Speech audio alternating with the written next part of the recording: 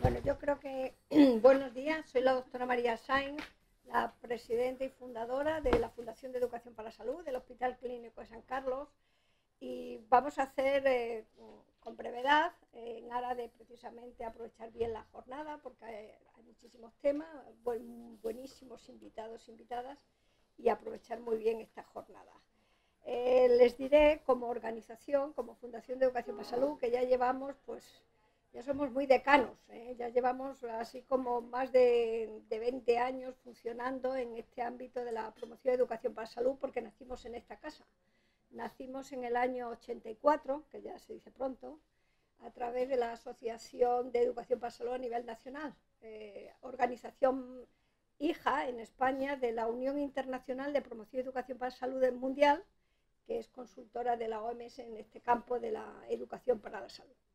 Por lo tanto, en ese larguísimo trayectoria y recorrido, desde esta casa además, desde el Clínico San Carlos, afortunadamente ya hoy día en el siglo XXI las redes y la comunicación gracias a Internet son facilitadoras. A veces pueden ser interruptores, pero son facilitadoras en muchísimos casos. Eso nos da pie a que en el camino, en la trayectoria de los fines que nos promueve seguir avanzando en la educación para la salud y la promoción de la salud, nos encontremos amigos y amigas interesantísimos, tanto personas como entidades, y nos crucemos en ese camino conjuntamente para el bien de la salud de la población. Y desde hace años, muchos años, sabíamos que un tema importantísimo que se nos iba a poner casi en el primer nivel de acción en todos los programas sanitarios es el tema precisamente de la adherencia. ¿Por qué? Porque nos viene ni más ni menos una gran cantidad de patologías que se cronifican. O sea, ese es un avance gracias a la medicina, gracias a la farmacología, gracias a todo el avance que hace el sistema sanitario público, con el apoyo también de entidades privadas, de cantidad de profesionales que hacemos el equipo multiprofesional.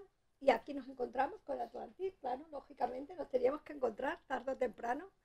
Y en ese ideario conjunto, pues dijimos, bueno, vamos a empezar a demostrar físicamente también, aunque luego después lo hagamos vía online, vía internet, gracias al buen equipo que tengo desde Fundade y de todas las colaboraciones desde esta casa, que se conozca y que sepan que nosotros como institución, que somos pioneros en España y con gran reconocimiento internacional, se conozca que estamos dando ya el que sí, que hay que avanzar en este campo y que hay que darle la enjundia que procede en el tema de la adherencia al tratamiento. No ya por razones económicas, sociológicas, sino sobre todo por razones sanitarias. Y en ese camino es donde debemos de estar conjuntamente. Así que bueno, yo te doy la palabra, María Fortún, para que ella comente esta amistad que hemos empezado desde hace ya unos meses. Bueno, pues justo es un poco en la línea de lo que estaba diciendo la doctora Sainz, ¿no? Yo en primer lugar, dar las gracias a todos los que habéis podido venir aquí y compartir con nosotros la preocupación actual, ¿no?, por el tema de la adherencia, que yo creo que ya viene desde hace unos años siendo significativa, pero vemos que cada vez está siendo más significativa y el impacto en los pacientes, en la cronificación, en la calidad de vida, en los costes también, por supuesto, cada vez es más evidente, ¿no? Y bueno, simplemente quería unirme, ¿no?, a lo que está diciendo la doctora Sainz en un poco en aunar fuerzas en esta línea para hacer, para difundir un poco y promover el conocimiento de la no adherencia, la mejora, ¿no?, las técnicas y las estrategias para mejorar la no adherencia. Yo ahora soy directora del equipo clínico en Atlantis Healthcare. En Atlantis a lo que nos dedicamos desde hace 15 años es precisamente a trabajar en esto, ¿no?, a desarrollar programas y acciones que vayan dirigidos a mejorar el conocimiento del paciente, a generar pacientes que sean pacientes partícipes de su enfermedad, partícipes de su tratamiento, y que al final todo esto redunde en un beneficio en la salud, ¿no? Por ello es por lo que creo que el proyecto que estamos iniciando ahora es un proyecto precioso, idóneo. Empezamos hoy con este evento, pero no terminaremos, haremos muchos más. Y bueno, os animo a todos a que asistáis a ellos y que participéis con nosotros de ello. Muchas gracias. Muchísimas gracias, María. Bueno, pues vamos a empezar. Fijaros qué rápido, las mujeres en eso somos muy prácticas. Sí. Vamos, interesante, vamos a empezar con la jornada. Y como además tengo afortunadamente grandísimos profesionales de aquí de la casa, pues voy a pedir que se sienten. Yo les voy a hacer una presentación muy rápida y comenzamos. Gracias, María. A ver, si tenemos sillas para todos los ponentes. Una presentación.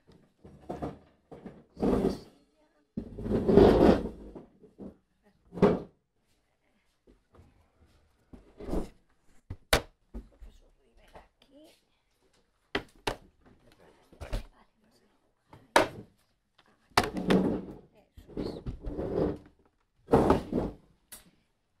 Bueno. Bien, aquí estamos. Pues sin más dilación, creo que sobre todo lo importante es su aprendizaje con la experiencia de nuestros ponentes. Yo al profesor José Manuel Rivera, como es un gran amigo y un gran maestro, lleva tantos años aquí en la casa y apoyándonos, y es patrono de la Fundación de Educación para la Salud, pues le he pedido además un doblete.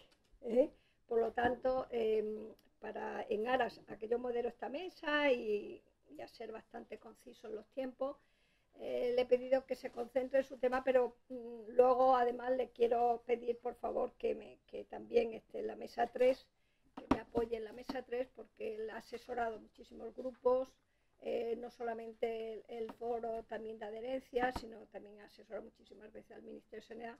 Y desgraciadamente a veces sucede que la administración, a pesar de tener nombre y apellido, como siempre he pedido cuando yo era jefa nacional en el Ministerio de Sanidad de Educación para Salud, a la administración, a veces la población piensa, bueno, es la administración. No, en la administración hay personas, hay muchísima gente fantástica que son las que llevan los papeles, los informes y son los que además promueven las leyes y defienden en el Parlamento todas las cosas de avance. Por lo tanto, hay nombres y apellidos. Yo conseguí que la doctora Paloma Casado quisiera venir y esa fue su intención, por eso la pusimos en el programa, aunque sé por experiencia, por ser precisamente funcionaria técnica de excedencia, sé que a veces en el último momento suceden otras cosas, que es lo que pasó ayer por la tarde a última hora.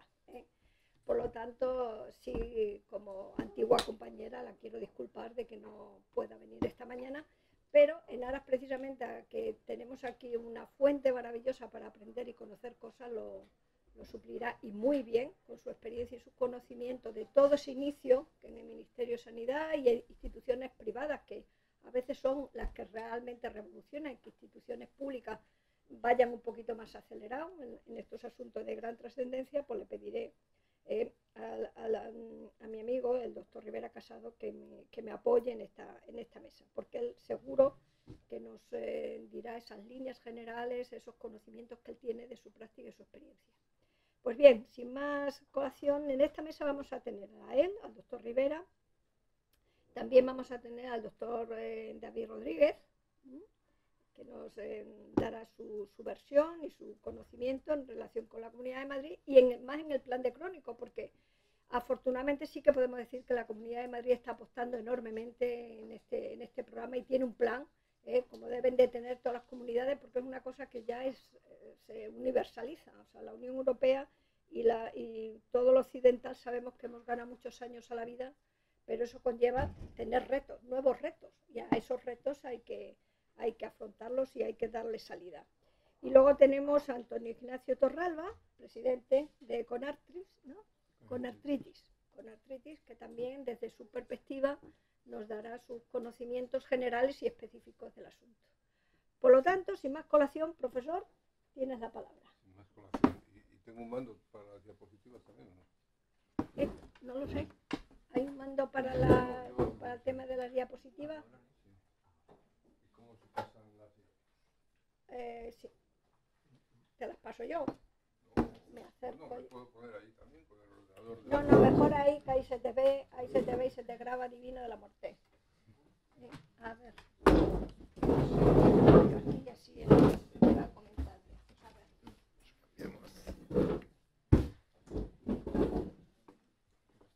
¿Cuál es tu presentación?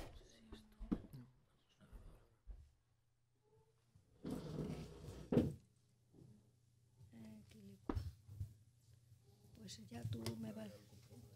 Ahí. Eso es. Vale.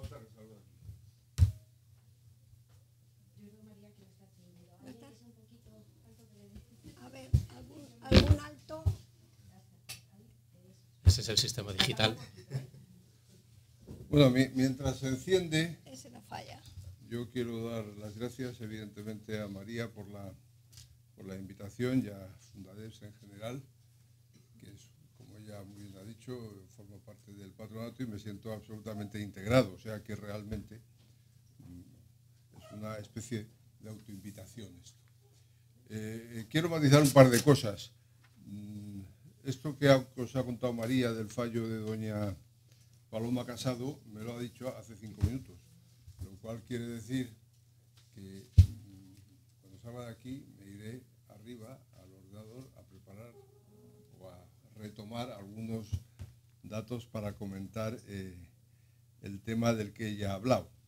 Cuando yo he tenido que preparar esta charla, he leído el programa, he visto que esto era una jornada sobre adherencia y que el tema de esta mesa era la enfermedad crónica y el paciente polimedicado, y que además, más o menos calculando los tiempos, pues tocábamos a un cuarto de hora o muy poquito más cada uno de los tres que estábamos aquí.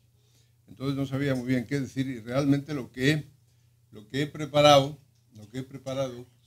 es un mínimo repaso conceptual de los 3 conceptos que me parece que focalizan la sesión de hoy, sobre todo teniendo en cuenta que era el primero que iba a hablar. Y esos 3 conceptos son la adherencia, la cronicidad del enfermo crónico, que eso lo dejaré en todo caso para la segunda parte, y eso del paciente polimedicado, la polimedicación.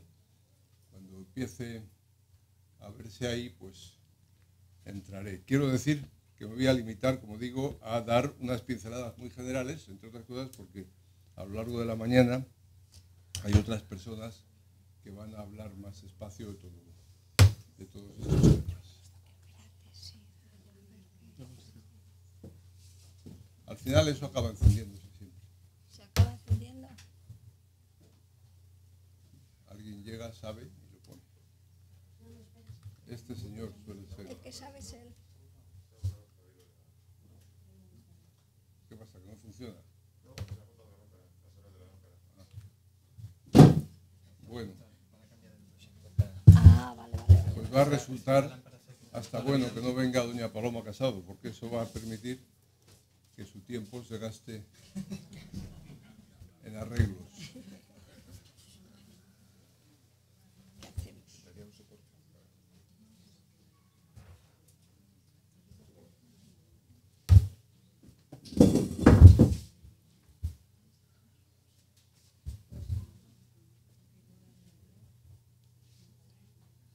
Bueno, esto pasa en las mejores familias, ¿eh? En los temas tecnológicos, por mucho que lo tengamos muy bien preparado, puede suceder. Por lo tanto, ya tenemos aquí una persona de la casa que sabe perfectamente organizar y el profesor, pues, con la paciencia que No, siempre el nos ha profesor servido. va a aprovechar el viaje para... Vamos a ver, ¿aquí cuántos médicos hay? Que levante la mano. ¿Cuántos enfermeros o enfermeras hay? ¿Cuántos psicólogos? ¿Cuántos educadores? Ninguno. Farmacéuticos. ¿Cuántos farmacéuticos? ¿Y cuántos otros? ¿Los otros qué sois? ¿Tú eres? ¿Fisio? ¿Vosotros? Periodistas. O sea, que es una población variopinta. Bueno, eso está muy bien. Cuando hablamos de viejos, yo me dedico a eso, siempre hablamos del trabajo multi e interdisciplinar. Y reuniones como esta, pues, son expresión de la verdad de esa afirmación. Realmente, aquí en esta jornada no se habla específicamente de viejos, pero bueno, la adherencia, la cronicidad, la polimedicación, son conceptos que afectan fundamentalmente a la gente mayor, o sea que realmente sí que está muy, muy en orden eso de la multidisciplinaridad. Haré otra pregunta más. ¿Quién está trabajando ya en cuestiones que tengan que ver con la adherencia terapéutica? O sea, 5 o 6. ¿Quién viene por curiosidad? Por curiosidad. ¿Quién viene por curiosidad? ¿Quién viene porque está dispuesto a entrar aquí a saco en este tema? Y todos los demás, ¿por qué venís? Para aprender. Bueno, para aprender venimos todos.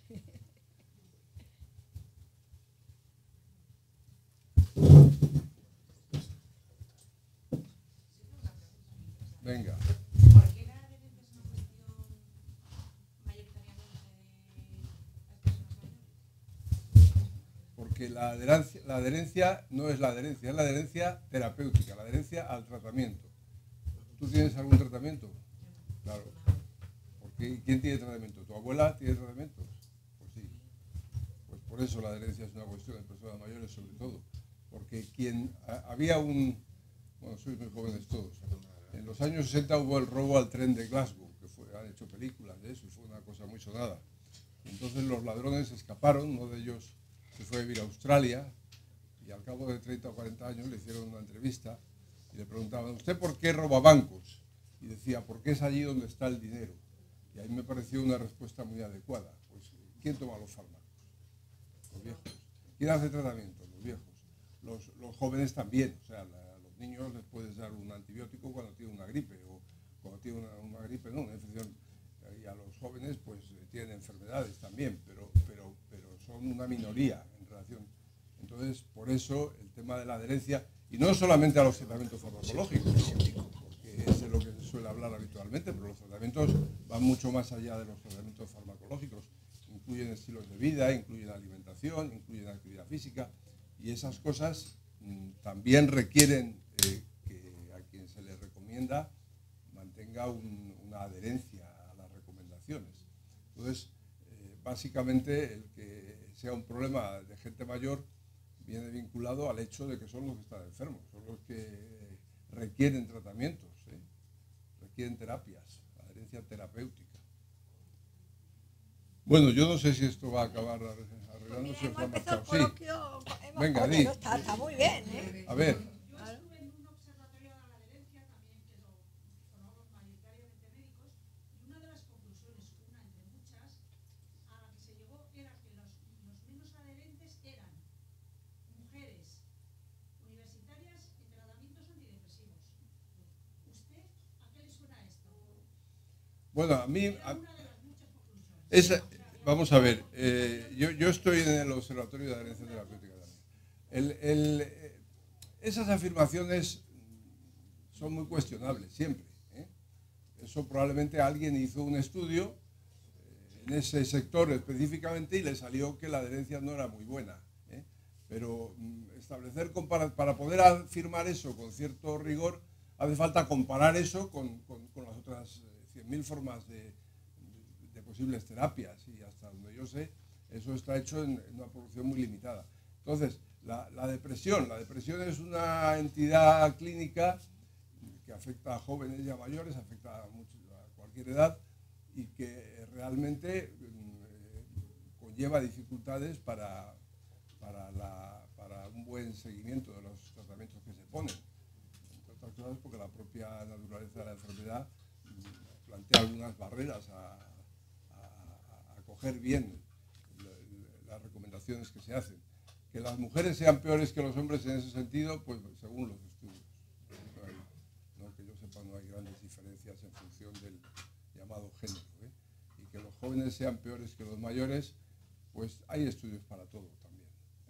Como la mayor parte de los estudios además están hechos en gente mayor, y no hay muchos tampoco, pues esa comparación es muy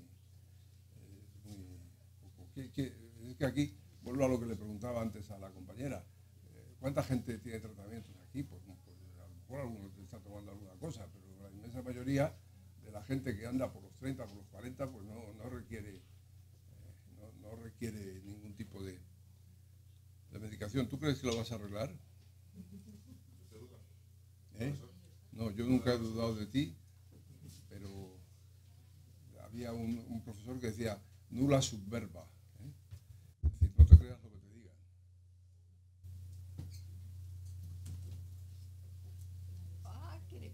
Ahora, el siguiente problema es cómo lo fijas, ¿no? Ahí.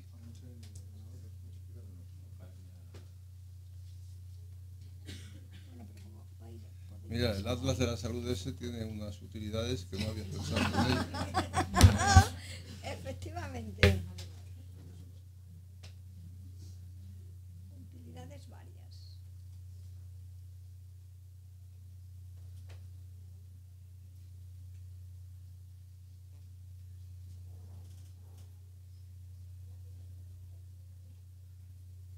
¿Y el mando sigue siendo aquel?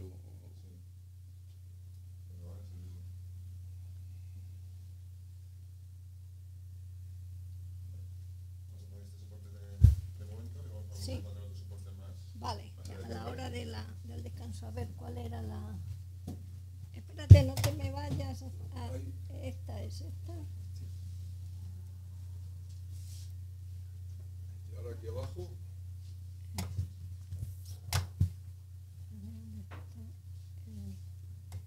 El ratón no lo veo.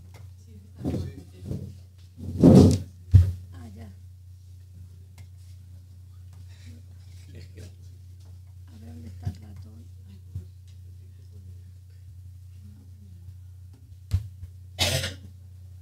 Profesor, que le estoy... Te pones al otro lado, lo ves mejor. Mejor, vale. Pues hecho. Me pongo en el otro lado de apuntadora. Es aquí. Sí, sí. Si la cuestión es de llegar el ratoncillo, que llegue la punta. Ya está, bueno. Hecho. Bueno, pues esto es lo que comentaba antes. Este era el título genérico. Pasa a la siguiente diapositiva. Y entonces, realmente, yo pensaba dedicar mis 15 minutos, que ya serán algunos menos, a esos 3 puntos. Sobre el primero, pasa a la siguiente. La única diapositiva que traía prevista es una que tiene que ver con la definición, con el concepto, con lo que queramos llamar. En general, se define, es difícil encontrar una definición específica sobre lo que es adherencia, y hay muchísima confusión a veces con lo que es cumplimiento, y se utilizan como términos indistintos, entendiendo el cumplimiento por la palabra inglesa compliance. Realmente la adherencia es la coincidencia entre lo que hace el paciente y lo que hace el prescriptor, y lo que le indica el prescriptor. Eso valdría igual también para el cumplimiento, en teoría. Realmente lo que añade la adherencia al tratamiento es que en el caso de la adherencia se supone que el paciente tiene una voluntad activa de sumarse a lo que se le ha indicado. Ese es el elemento quizás diferenciador, pero en el fondo, en la práctica muchas veces los dos temas se utilizan de manera indistinta. Por cierto, en el diccionario de la Real Academia, no, de la Real Academia de Medicina, que salió hace 2 años, no viene adherencia, sí que viene cumplimiento, no viene adherencia. Y en la segunda edición lo hemos intentado meter y ya va a aparecer en la segunda edición, pero es un tema que se define, como digo, relativamente mal. Pasa. Bueno, entonces enseguida, esto lo voy a contar luego, o sea que pasaremos rápidamente. Pasa con, bueno, quizá solamente esta diapositiva. La cronicidad es una buena o mala acción. ¿Es bueno tener una patología crónica o es malo? Hombre, es malo porque es una patología y es una situación que limita. Pero es bueno porque antes no se tenía porque se moría la gente, ¿eh? Ahora hemos conseguido que se superen muchos procesos agudos, que se retrasen las complicaciones, que la vida sea más larga, y esto a través de una serie de medidas que tienen que ver con los fármacos o no, pero que genera en el fondo un aumento de la cronicidad de las personas con patología crónica. Pasa 8 o 10 seguidas, pasa.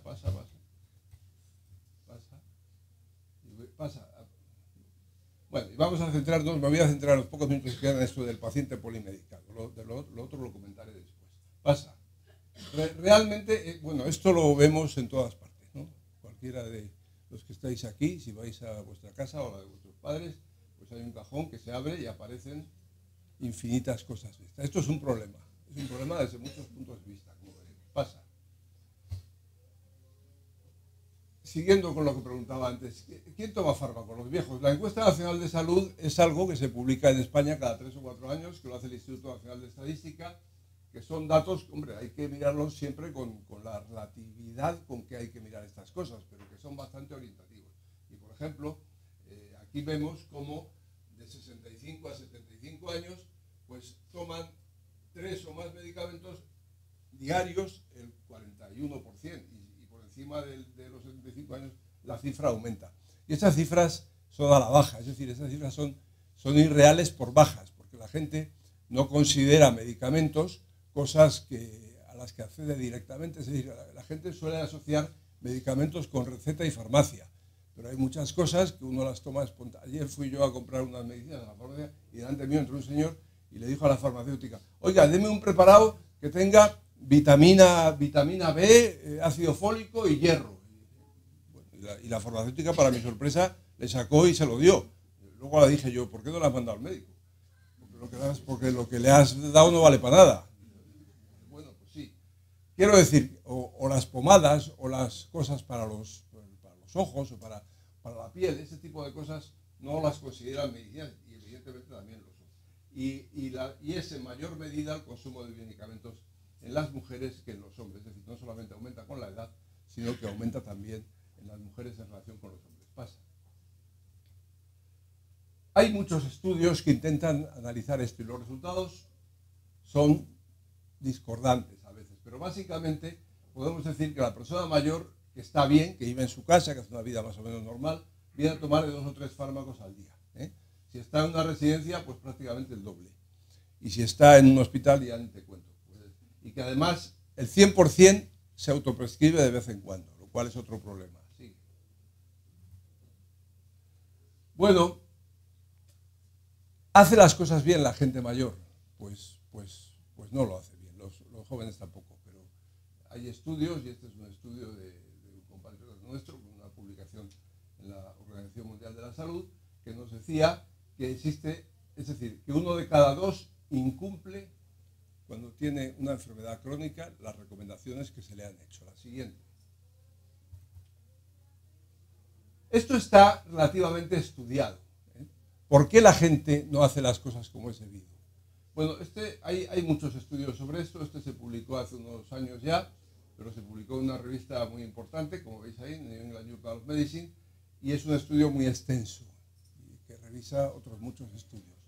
Y la conclusión a las que llegan es que los predictores de no adherencia, es decir, las razones por las que no se hacen las cosas como es debido, unas tienen que ver con problemas mentales, deterioro cognitivo, depresión, que comentaba antes la compañera.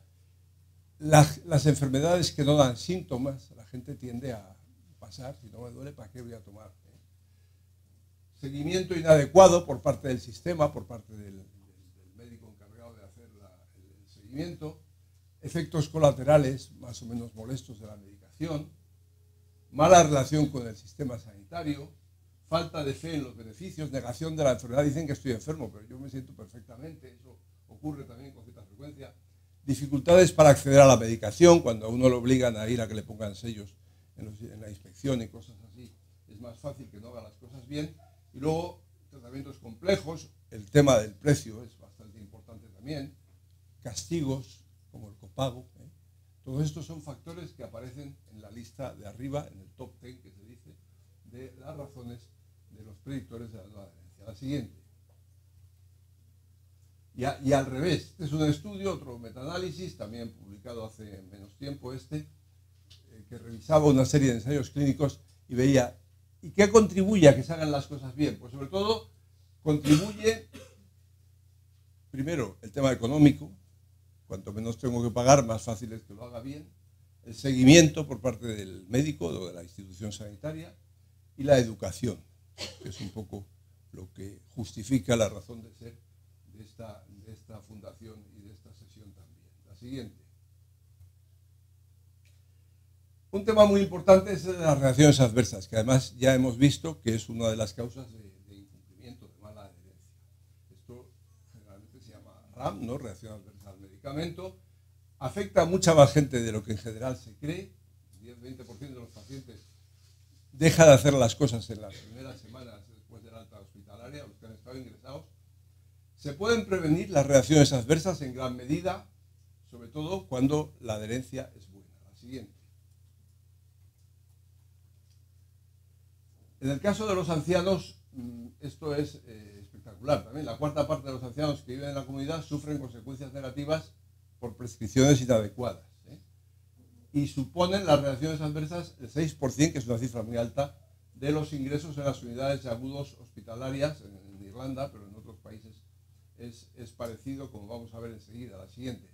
En España, por ejemplo, se publicó un estudio hace unos años en el que se revisaban todas las publicaciones entre el año 97 y el año 2004, una cifra muy alta de pacientes, reacciones adversas las habían tenido el 3%, hospitalizaciones por reacciones adversas respondían al 6%, que es más o menos la misma cifra que hemos visto que ocurría en Irlanda. Esto generaba estancias cortas, pero estancias hospitalarias en todo caso, y necesarias, si se hubieran hecho bien las cosas, de 4 días por término medio. Y lo más llamativo, la mitad por lo menos eran previsibles y eran evitables. Y los factores que estaban más asociados a la presencia de estas reacciones eran el tomar un número elevado de fármacos y el tema de la edad. La siguiente. Bueno, ¿cómo se lucha contra eso? Volvemos al tema de la información y de la formación por parte de los profesionales. Vosotros, había habido una compañera que ha dicho que ella venía para educarse, pues eso es lo que hay que hacer, efectivamente, una formación adecuada, sensibilizando a la sociedad sobre este tipo de problemas y evitando actitudes ageístas. Ageístas quiere decir discriminatorias. Si ya tiene no sé cuántos años, que haga lo que le dé la gana. ¿Para qué me voy a ocupar si está ese tipo de discriminación a su edad que querrá? Bastante bien está para los años que tiene.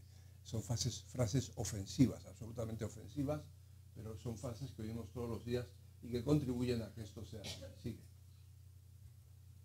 Bueno, y decir que hay normas. O sea, esta es una diapositiva que reproduce una página de New England Journal of Medicine de hace poco tiempo, no sé si por aquí lo ponen, en el 2012, donde se dan recomendaciones. Y guías y protocolos de ese tipo hay muchísimos. Pasa, ya acabo. Y bueno, evitemos que tengamos que irnos al fondo a la derecha, luchemos contra ello. La siguiente ya es la última, se acabó. Pues muchas gracias y nos veremos dentro de 1 hora y media.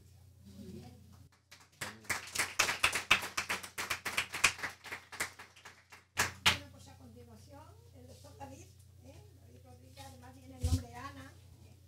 Vamos a continuar. Si quieres ayudar, me siento yo ahí.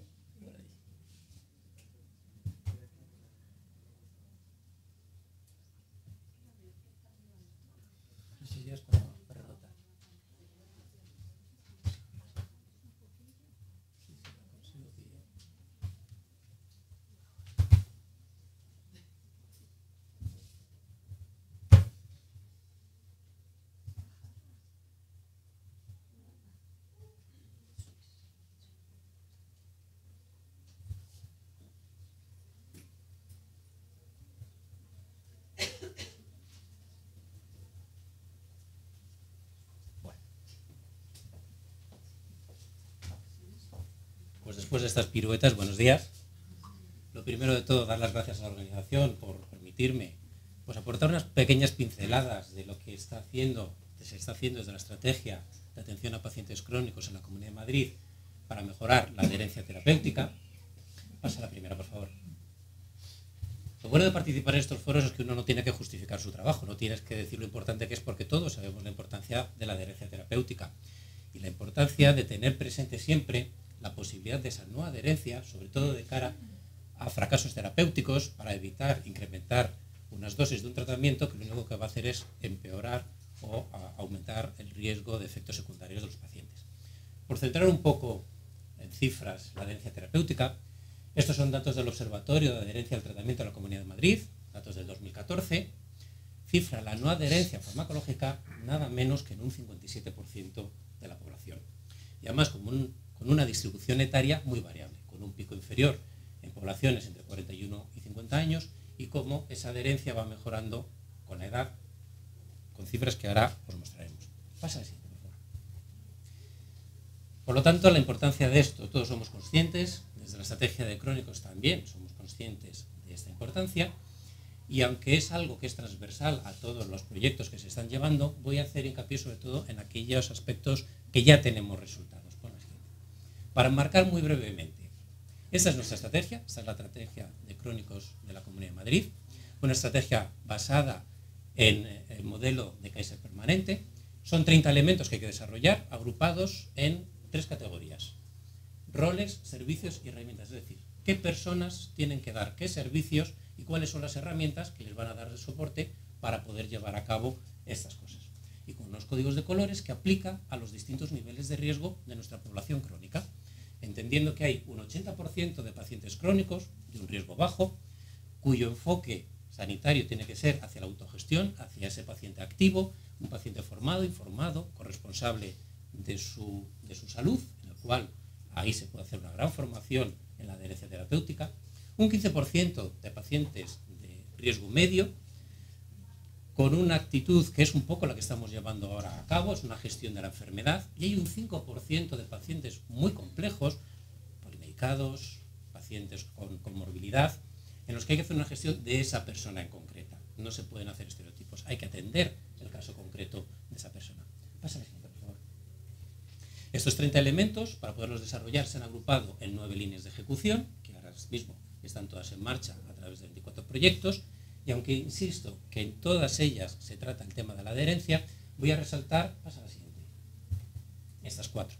Principalmente la línea 3, 4 y 5, la adecuación de la cartera de servicios de atención primaria a los niveles de riesgo, el desarrollo de rutas y procesos asistenciales integrados, es decir, las reglas del qué, quién, cuándo y cómo se hacen las cosas, y todas las herramientas informáticas que van a dar, favorecer, como muy bien decían al principio, todo esto. Y voy a empezar hablando de la estratificación de la población, porque sin ello no es posible entender el resto de la estrategia. Pase a la siguiente. En definitiva, hemos dicho que no todos los pacientes crónicos son iguales, cosa que ya sabíamos, y que nuestra actitud ante ellos va a ser diferente según el nivel de complejidad que tiene su enfermedad crónica. Para ello, lo primero que tenemos que hacer es clasificar a la población en distintos niveles de riesgo. Esta clasificación ya está hecha, se hizo el mes pasado, con un agrupador que está coordinado por el Ministerio de Sanidad, que son los grupos de morbilidad ajustados, los GMAs, y que lo que hace es coger los 6,5 millones de personas que hay en la Comunidad de Madrid, se les pasa por el agrupador y de esa manera nos sale que tenemos 2.700.000 pacientes en la Comunidad de Madrid crónicos con una complejidad baja, 500.000 de una complejidad moderada y 174.343 de una complejidad alta, o lo que es el mismo. Tenemos un 53% de la población de la Comunidad de Madrid que tiene algún tipo de patología crónica relevante. Esto está calculado sobre la población en la Comunidad de Madrid a diciembre, que eran 6.528.241 habitantes. Pasa a la siguiente, por favor. Bien, esto nos permite, entre otras cosas, que la cartera de servicios de atención primaria, que ahora mismo es la misma para cualquier persona, esté recién diagnosticada o esté en etapas terminales, se adecúe, se oriente, tanto sus actividades como su periodicidad, a los distintos niveles de riesgo. Pasa a la siguiente, por favor. La cartera de servicios de primaria es una oferta de actividades tanto de prevención y promoción como atención a patologías crónicas prevalentes, en los cuales hay unos indicadores para inclusión en el servicio y unos criterios de buena atención que nos dicen para cada persona en este servicio qué cosas hay que hacer y con qué periodicidad. Y así hay un criterio de buena atención que valora los antecedentes familiares, factores de riesgo, dieta. Tenemos otro que lo que hace es decirnos la exploración física cada cuánto. Pasa al siguiente, por favor. Cada cuánto se hace esta exploración, las pruebas complementarias que hay que determinar con qué periodicidad.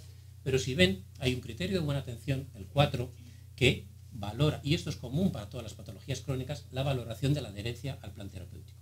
Entendiendo como adherencia no solamente la parte farmacológica, sino todo el plan de cuidados que conlleva la persona. Pasa al siguiente, por favor. La forma de registrarlo, muy brevemente, hay unos formularios que están dentro de la historia clínica de atención primaria de AP Madrid, en el cual tú todos estos criterios de buena atención los puedes rellenar. Siguiente, por favor.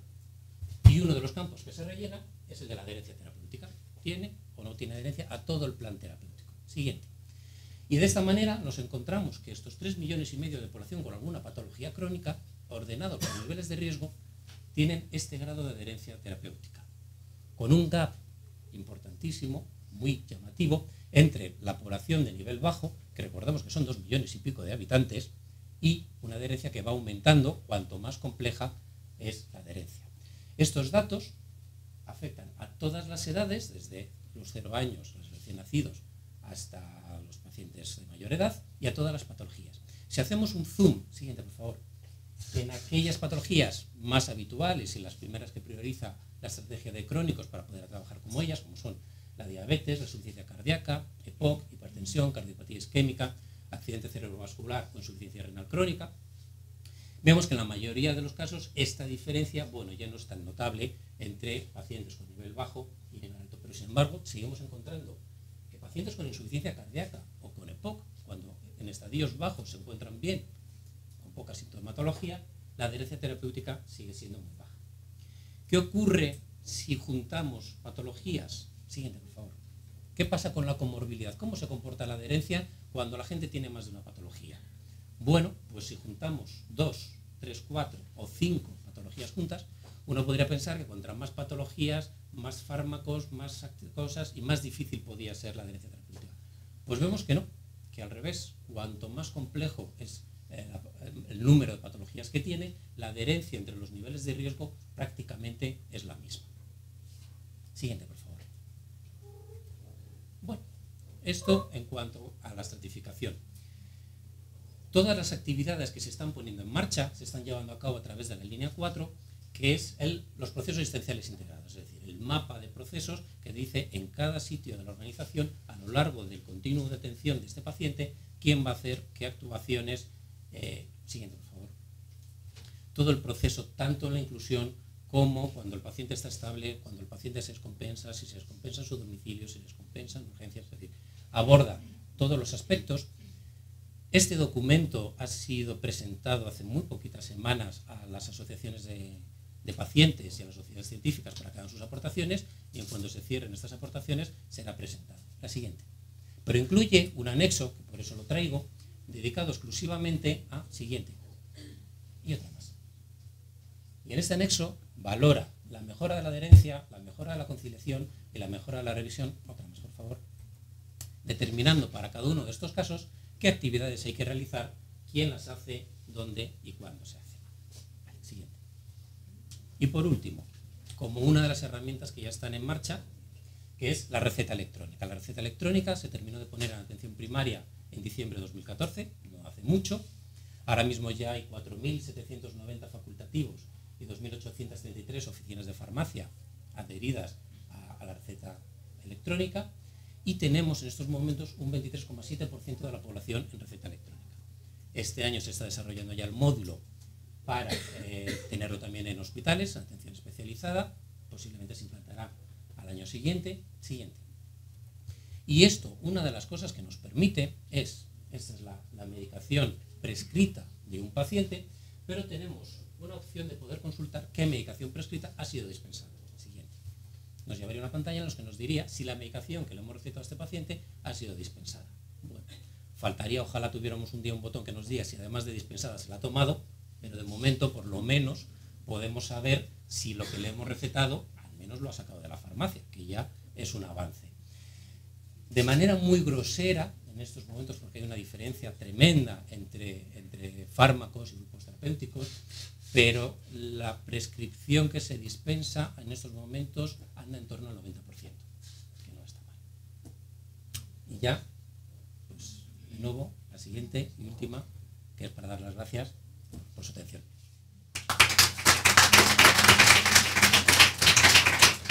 Magnífico. Estamos además, fijaros que nos habíamos robado por la cuestión técnica unos minutos. Bueno, pues yo creo que están haciendo un gran esfuerzo de gestión del tiempo, fantástico. Sí, decir que estos datos son primicias, son ustedes los primeros que los ven porque están recién salidos del horno. O sea que no lo comenten por ahí porque van a poner a gente para cada casa.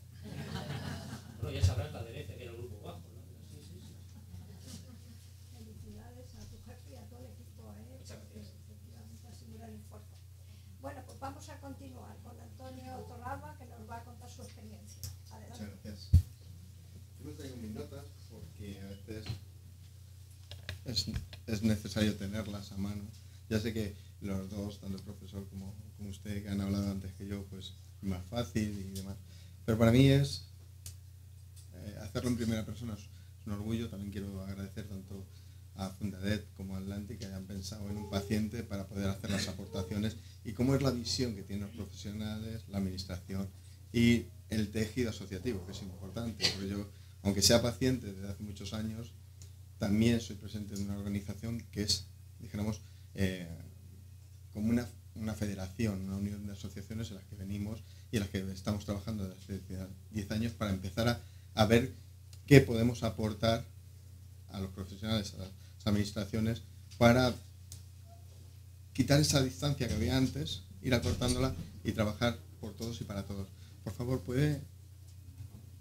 Pues bueno, simplemente... Yo voy a hacer algo, porque si no, no veo. Disculparme. Pues lo primero que siempre digo cuando empiezo es que cuando un paciente, una persona es diagnosticada de una enfermedad crónica, es difícil porque tú pasas a la consulta sin enfermedad y sales con una etiqueta, con lo cual ya empieza a cambiar tu vida, como dice. O sea, y más cuando tú eres consciente de que vas a empezar a tener que convivir, y digo convivir y no vivir, con una enfermedad todos lo que es tus días, con todo lo que eso va a conllevar, que luego lo iremos desarrollando. Lo primero que es un mundo nuevo, algo que no esperas, algo que empiezas a hacerlo de nuevo, y lo primero que sales es con muchas dudas, aunque el especialista te lo haya explicado muy bien, aunque te lo haya intentado explicar en esas primeras consultas, no digo primeras, sino primeras consultas, tú no quieres oír que tienes una enfermedad crónica de larga evolución, que te va a acompañar mucho tiempo en tu vida y que va a ser tu día a día. Luego, si ya pasamos a la siguiente parte, que es lo que hablamos de la adherencia y de la polimedicación, ¿cómo vamos a seguir con un tratamiento farmacológico día a día y que eso se va a ir incrementando hasta que por lo menos la enfermedad esté controlada? Y hablo de mi caso, que yo tengo una artritis reumatoide desde hace más de 25 años, con lo cual tengo un poco de experiencia en esto del camino largo y tedioso de lo que es una enfermedad. Y lo tienes que combinar con revisiones médicas y periódicas, que tienes que implementarlo en tu día a día. Sobre todo, no solamente del especialista en sí, como en mi caso en la reumatología, sino el oftalmólogo, pueden verte el radiólogo, el fisioterapeuta, el terapeuta ocupacional, o sea, muchos profesionales del Sistema Nacional de Salud. Y sobre todo, que tenemos que empezar a adaptar nuestro día a día para que la enfermedad nos afecte lo menos posible en el ámbito personal, familiar, laboral y entorno social, porque tú empiezas a cambiar todo lo que es tu día a día. Y sobre todo, que hay muchos momentos que puedes ser dependiente de otra persona, que no te puede valer por ti mismo, con lo cual necesitas que esa persona te ayude.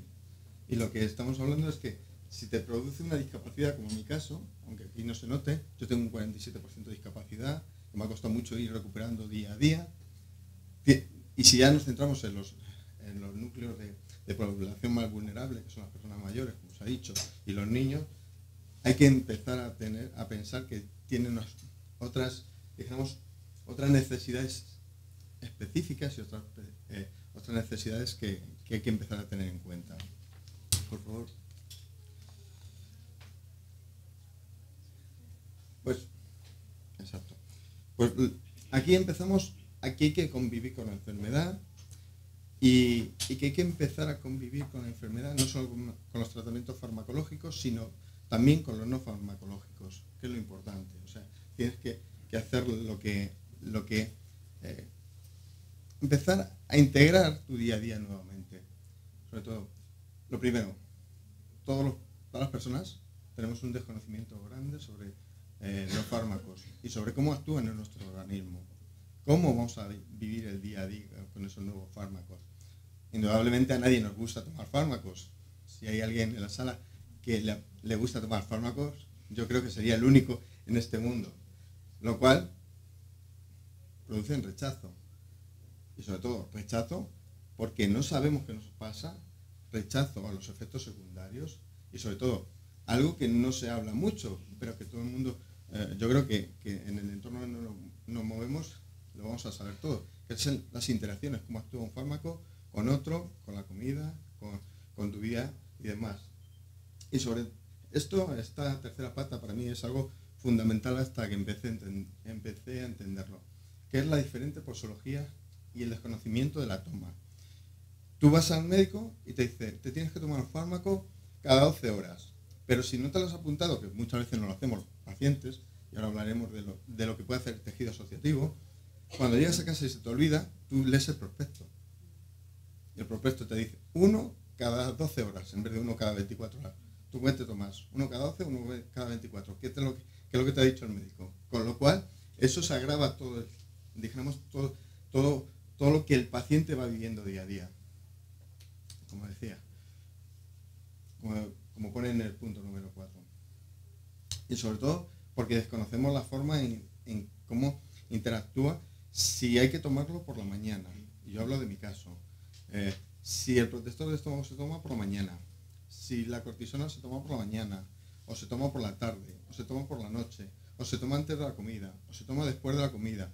O sea, todo esto, las personas que no están formadas, como en mi caso, no sabemos qué nos está pasando. Con lo cual, siempre llevas ese problema contigo asociado. Por favor, la siguiente. Y ahora viene cómo nos afecta en nuestro día a día a las personas que tenemos la enfermedad. Lo primero en el entorno personal. Si no sabemos qué nos pasa, si no tenemos conocimiento, no lo podemos extrapolar a las familias, a los amigos, con lo cual siempre es difícil que los amigos entiendan qué te está pasando y por qué no puedes ir o por qué puedes ir. Podemos tener, cuando pongo dependencia, no es que sea la ley de dependencia, sino que a veces dependemos de una tercera persona pues para ayudarnos a levantarnos, para ayudarnos a ir al baño, para cualquier actividad del día a día. Y como pone en el tercer punto, tenemos que ajustar nuestros horarios a los viajes y programarlo, porque no sabes cuándo vas a poder seguir tomándote la medicación, cómo te la han prescrito. Porque tampoco nos dicen que si nos retrasamos una hora no va a pasar nada, o si la tomamos 5 horas después. Con lo cual, eso también te crea una sensación, dijéramos, de angustia. Pero como tampoco estamos formados, tampoco lo apuntamos para preguntárselo al especialista en la siguiente consulta. Con lo cual, el miedo sigue siendo lo que está ahí. Y si ya pasamos a la esfera laboral, cuando pongo permisos especiales, no es que sean permisos especiales, es que tú estabas bien y ahora tienes que pedir permisos cada mes, cada 15 días, cada 8 días o cada 3 meses para ir a diferentes especialistas. Volvemos a la medicación y yo hago mucho hincapié en la medicación porque es fundamental para las personas que tenemos una enfermedad crónica y como no crónica de larga evolución. Y luego, tampoco sabemos si esa medicación nos puede reducir nuestras capacidades, como pasa con muchos fármacos. Te pueden dar somnolencia, te pueden producir fatiga, cansancio, con lo cual, ojo, estamos poniendo en riesgo a más personas, no solamente a nosotros. Y si hablamos ya de medicación, yo sé que para todos ustedes posiblemente esto sea muy obvio, pero para el tejido, para las personas no es tan obvio. O sea, cuando hablamos que te cambian una medicación de uno de marca y no es por hacer a un genérico y que el genérico es A, B, C o D y que cada uno es de una forma diferente, cuando yo llego a casa y tengo 5 cajas con el mismo, de la misma forma y el mismo formato, ¿cuál es la que me tengo que tomar? No estamos formados, de verdad, y lo digo sinceramente. O sea, los pacientes no tenemos formación para saber si es un omeprazol, un pantoprazol, no sé qué. ¿No? Esto es muy fácil para todo el tejido asistencial, pero no para la ciudadanía en general. Y esto es una de las cosas que en la estrategia de crónicos hay que empezar a tener muy en cuenta. Porque es que esto es algo que es una variable que no está. Y está muy bien lo genérico, pero que todos tengan una forma, un cliché igual que cuando tú tienes, porque tú cuando te prescriben tú sabes muy bien. Y tú pones, el C es por la mañana, el H es por la tarde y el I es por la noche.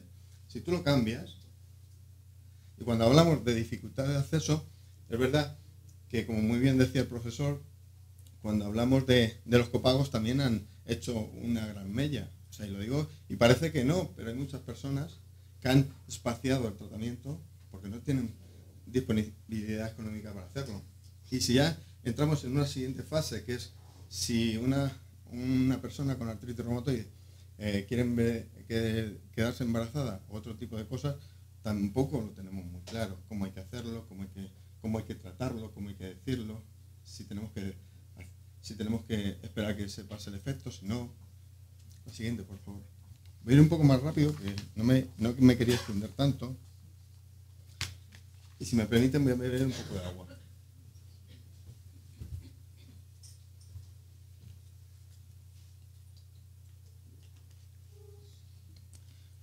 Y ahora voy a incidir un poco en la falta de formación.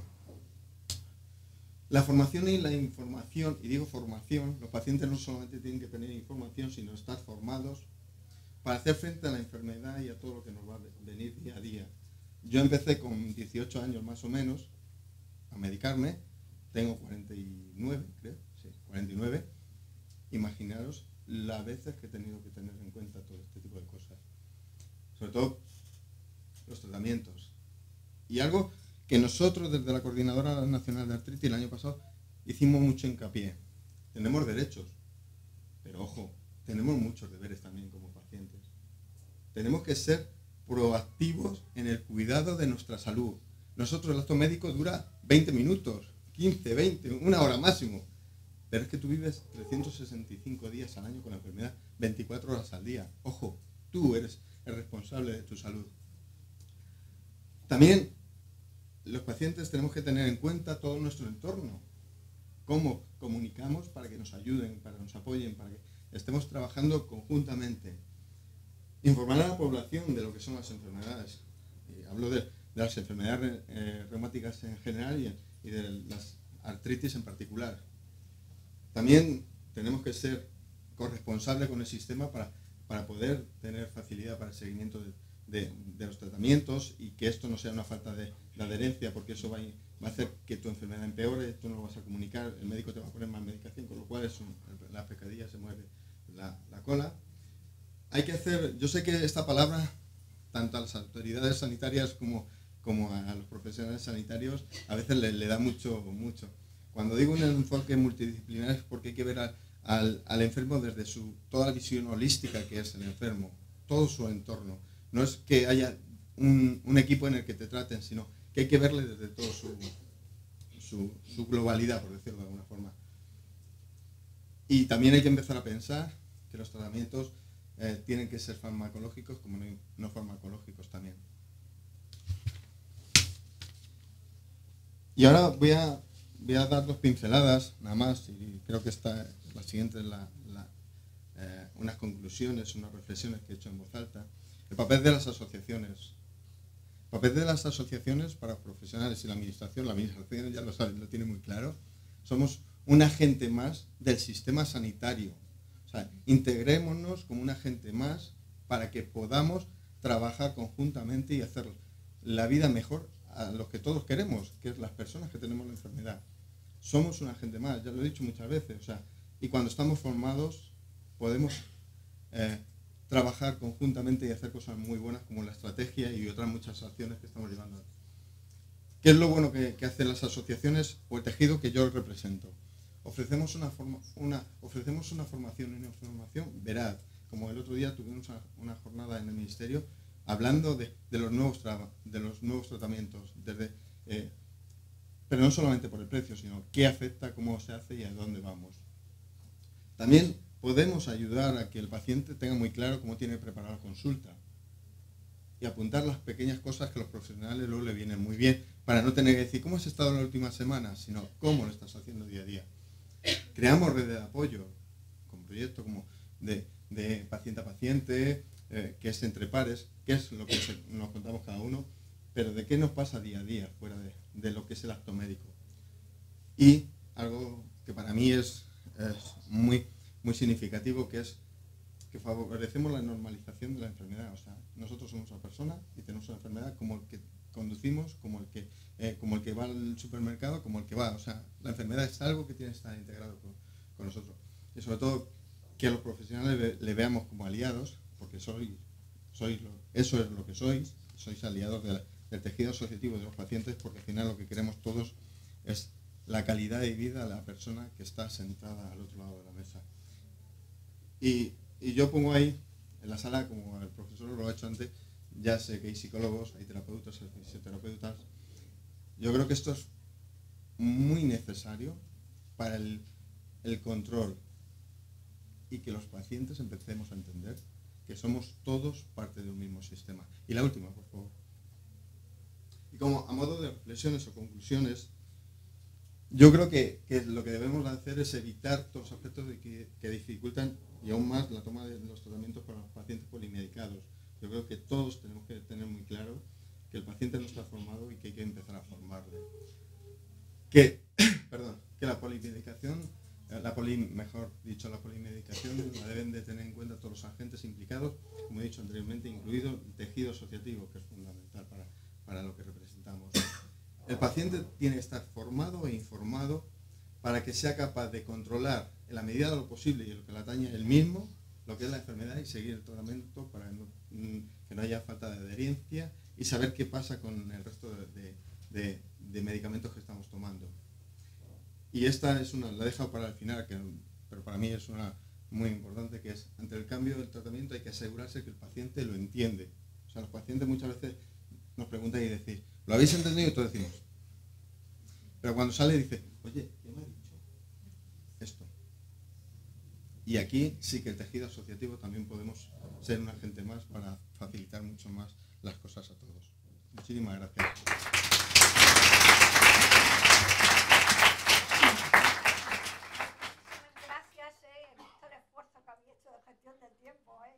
Porque la máquina que nos falló al principio, la